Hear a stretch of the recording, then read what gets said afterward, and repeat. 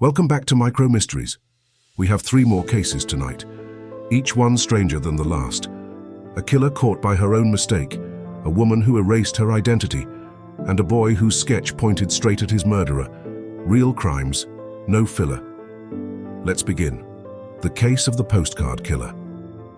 In 1908, a string of poisonings swept through rural England. Victims collapsed after receiving seemingly harmless parcels of homemade chocolates. The police traced every package to the same sender, Kitty Byron, a former actress whose beauty had once filled tabloids. What made the case infamous wasn't just the killings, it was Byron's obsession with her ex-lover.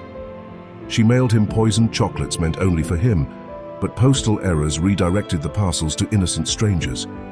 When detectives confronted her, she didn't deny a thing. She simply said, "I wanted him to taste what he did to me." At trial, Kitty's calm vanity mesmerized reporters. She was hanged within months. The tragedy was as cruel as it was ironic. Her revenge missed its target but hit the innocent instead. The Room 631 Mystery. In 1959, hotel staff at the Plaza in Oslo forced open a locked door after guests complained of a constant dripping sound. Inside Room 631, they found a woman slumped against the wall, a single gunshot wound to her forehead. There were no fingerprints, no ID, no address, and the hotel register listed her name as Jennifer Fergate, a name that didn't exist anywhere else.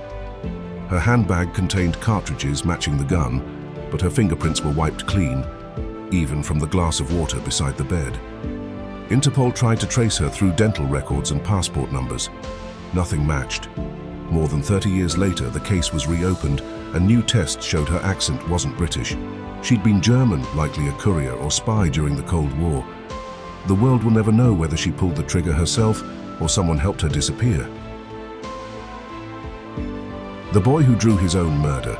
In 1993, a 10-year-old boy in Krakow told his teacher he'd dreamt of being attacked in an alley by a stranger. He even drew the scene, a stick figure holding a knife, another lying in the snow, a shop sign visible in the background. 2 weeks later, the child was found dead in the same alley. The police dismissed the drawing as coincidence until forensic officers noticed something unsettling. The sketch included a reflection of the killer's face in a shop window. When the drawing was published in local papers, a neighbor recognized the face, her own son's friend, a teenager with a criminal record. He confessed after 2 hours of questioning. The image the boy had drawn became both his prophecy and his proof, the sketch that solved its own murder. 3 crimes, 3 ways the truth forced itself into the open. A jealous actress whose revenge misfired, a nameless woman who took her secrets to the grave, and a child whose final picture turned the killer in.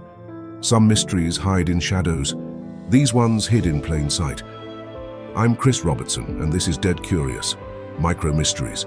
Subscribe, because the next story might reveal more than you want to know.